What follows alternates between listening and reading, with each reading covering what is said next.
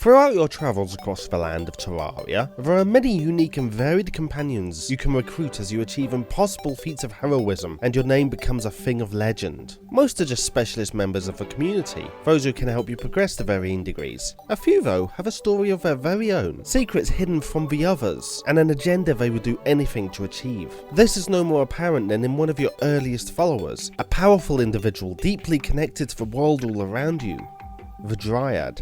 She saw something in you that told her you could finally bring balance to the world. Her role in the game, however, barely even begins to scratch the surface of the legacy of the Dryads, that stretches all the way back to the very creation of Terraria itself. Hello, my honey. Hello, my rack.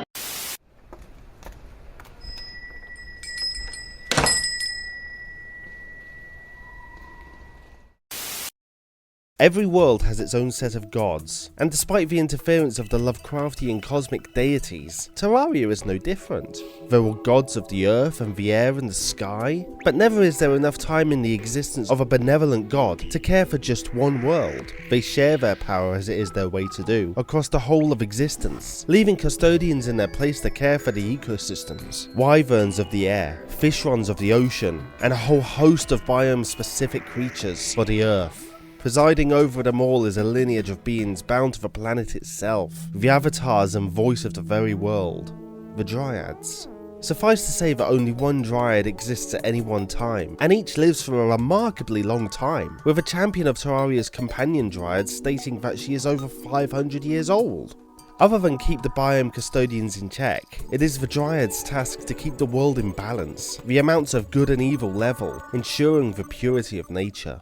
Then came the great cosmic horrors, spreading corruption and evil across the land, breaking the balance and leaving the world in darkness. When the great old one Cthulhu descended to Terraria, he went so far as to bind the power of good in the underworld so that it would never trouble him again. Once it was broken free though, the powers of light and night spread uncontrolled across Terraria, reinforcing the dark that already existed, and turning other parts into what the Dryad refers to as a fairy tale. It is for this very reason that the Dryad has sought out the player character. After the defeat of one of the great scourges, she believed this lone hero to have the strength to restore the world to balance, and it becomes her role to use the hero as an instrument to achieve her goal, giving frequent updates on the state of the world and selling equipment that can assist with the task. From her motives to merely restore the world to a state of balance, it is clear that the Dryad is a most kind and benevolent being. However, the same cannot be said for the rest of her kind, for whereas we know her as the Dryad, this is merely a title bestowed on her by the nobility of her lineage. What she truly is a shapeshifter, a member of a devious race that has led many an explorer to their torturous doom, a subterranean cave dweller known as a nymph. Unlike their benevolent counterparts, nymphs are vicious, feral creatures that hide in dark caves, luring unsuspecting victims in by making them believe they are rescuing a lost girl, only to ferociously attack and kill them before feasting on their flesh. However, despite their aggressive and devious nature, they are alike to the Dryad in that they are deeply connected to the world around them, exactly as the true gods of Terraria chose to mould them. In fact, they were not always the terrible creatures that they are today. In fact, they were nothing like they now appear. As shapeshifters, they would take the form most fitting to interact with the world's creatures, including Terraria's sentient species. However, this was still long before humanity would rise up, only to be conquered by the terrors lurking deep in space. Indeed, they possessed a thriving culture, in union with the world, occupying the great living trees that dot the landscape of Terraria. Their long-abandoned residences can still even be found deep within the root systems of the trees, complete with unique magical artifacts left by the nymphs. So what happened to this great society then? What could reduce a thriving civilization to naught but a sole lineage of Dryads among a feral horde? Of course, it could be nothing else than the scourge of cosmic horrors that would descend upon the peaceful world. Desperately trying to hold back the power of the Dark Lord, even the great race of noble nymphs fell before the spreading corruption until there was only a small group remaining.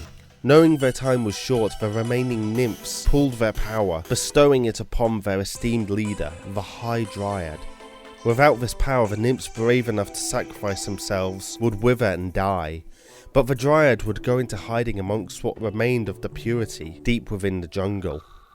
Every eon from then onwards, when a Dryad neared death, she would enchant a newborn of the now corrupted nymphs with her power, the remaining essence of the true nymphs, so that they may overcome the corruption and escape, continuing the legacy of the Dryad. For near an eternity this would continue, until the most recent incarnation learnt of the hero of Terraria, the Guide, and quietly directed his actions before making herself known to the champion and true saviour of Terraria, who would drive the eldritch horrors from the world, and at last bring back the balance her kind had so long desired. Between the first of the Dryad lineage and her most recent emergence, a very long time passed. So long her place of hiding became a natural fortress, with secrets within mysteries wrapped in deadly forms. During her kind's exile, the Dryads went to great measure to protect what lay within the jungle. Some may feel too far, but that story is for another time.